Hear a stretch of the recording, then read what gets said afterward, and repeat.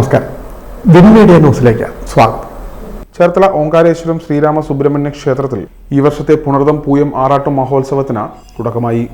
March 30 ഞായറാഴ്ച വൈകിട്ട് 5 മണിക്ക് MRS മണിയൻ പത്മാലയത്തിന്റെ വസതിയിൽ നിന്ന് കൊടിക്കയർ ക്ഷേത്രത്തിലേക്ക് ആനയിച്ചു. തുടർന്ന് 6:30 ദീപാരാധനയും ദീപക്കാഴ്ചയും നടന്നു. ദീപാരാധനയ്ക്ക് ശേഷം എരമല്ലൂർ ഉഷേന്ദ്രൻ തന്ത്രികളുടെ മുഖ്യ കാർമ്മികത്വത്തിലും മേൽശാന്തി വൈശാഖ് തന്ത്രികളുടെ സഹകാർമ്മികത്വത്തിലും തൃക്കൊടിയേറ്റ് കർമ്മം നടന്നു.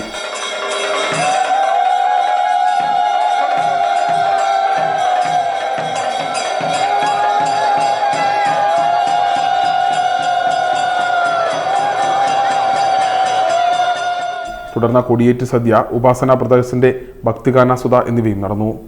ദേവസ്വം പ്രസിഡന്റ് NR സുരേന്ദ്രൻ നികർത്തിൽ, ദേവസ്വം സെക്രട്ടറി V സുഭാഷ് കൈതവളപ്പിൽ, ഉത്സവ കമ്മിറ്റി പ്രസിഡന്റ് സാബു വിജയൻ പൊത്തപ്പുറത്ത്, ഉത്സവ committee secretary R Manoharan Kannattuvathukkal, യുവജന സമിതി പ്രസിഡന്റ് M മനോജ് ചാലിൽ, യുവജന സമിതി സെക്രട്ടറി അജിത് കുമാർ നികർത്തിൽ, മഹിളാ സമാജം പ്രസിഡന്റ് അരിത ഷൈബൻ പത്മാലയം, മഹിളാ സമാജം സെക്രട്ടറി സൗമ്യ സജീവ് സൽപ്രിയ നിവാസ് തുടങ്ങിയവരുടെ നേതൃത്വത്തിലാണ് ചടങ്ങുകൾ നടന്നത്.